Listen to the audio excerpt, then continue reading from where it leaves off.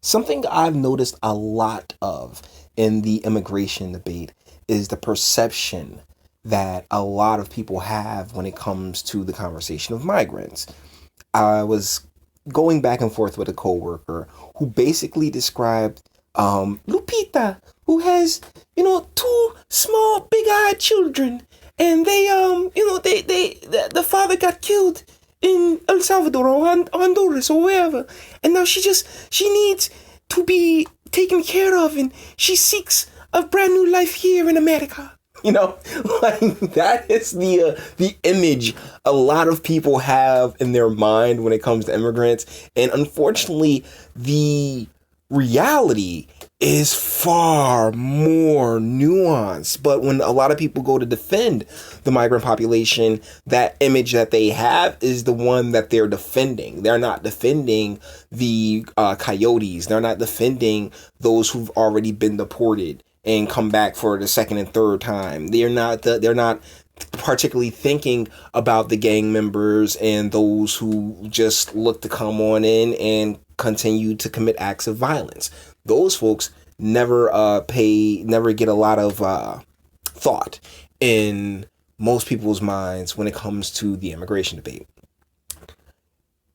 Here's a way, though, that that the immigration and illegal immigration happens as well, and it's through marriage. We have this article coming to us from Fox News. Green card scam thwarted by best sex ever text that arrived as immigration agent was reviewing phone, prosecutors say. This is written by Greg Norman. And this is the gentleman right here.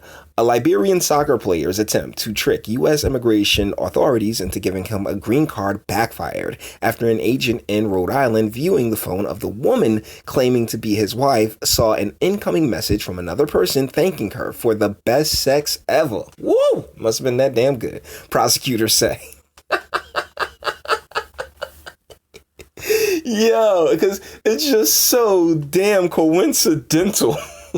Like, yo, old girl who man was Prince, who Prince Mark Boley was was attempting to get this scam over with on. She was out there just like, yo, she's out here. She's a strong, independent woman that don't need no man, and she was busting them drawers down for another dude.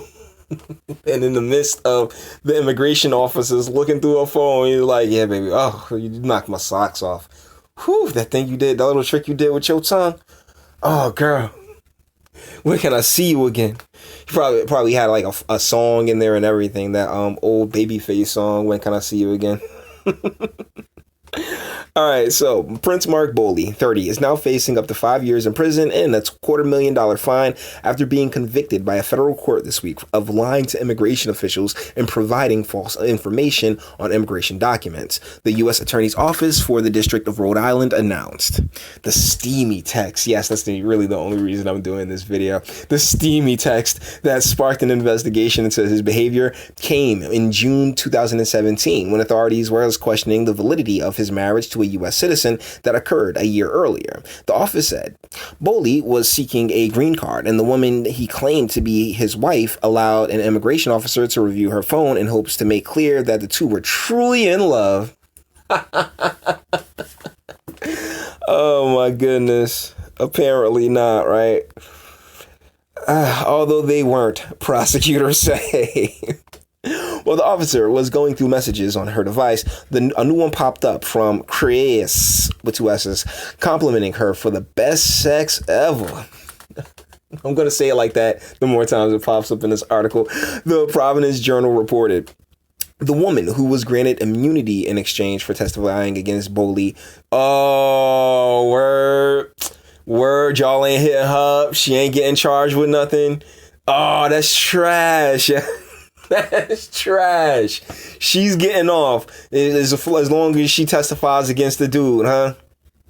Tisk, tisk, tisk. Then admitted to the agent to recently having had sex with that individual, the office said. At trial, the woman testified that her marriage to Boley was a sham and that she married Boley solely for the purpose of him obtaining a green card. Yeah, how that buzz feel, bro? How that buzz feel, Prince? Because you directly underneath it right now. The office continued. She testified that she and Boley did not live together and never had a physical relationship. Oh, word, you ain't even bust down? But that Boley did take steps to create a paper trail that he resided with her, such as having some of his mail sent to her address where he did not live. Prior to coming to the U.S., Boley made an appearance with Liberia's national soccer team in a 3-0 loss to Angola during their failed bid to qualify for the 2014 FIFA World Cup. He first entered the U.S. on a non-immigrant 6-month visa in July 2015. In December that year, the office says Boley was introduced to a Rhode Island woman by his niece, who, at a later date on behalf of Boley, asked the woman if she would marry Boley in order for him to obtain a green card and legal status in the United States. Boley is now scheduled to be sentenced on November 7th. His current location is unclear, but I assume it is in custody. Which, like, with his current location, like, did he dip? Like, I'm curious about that, but not curious to go looking too much further. I just think this is a very interesting conversation, because when it comes to the immigration angle here in the United States, I mean, we're getting hit on all front by land, sea, and air.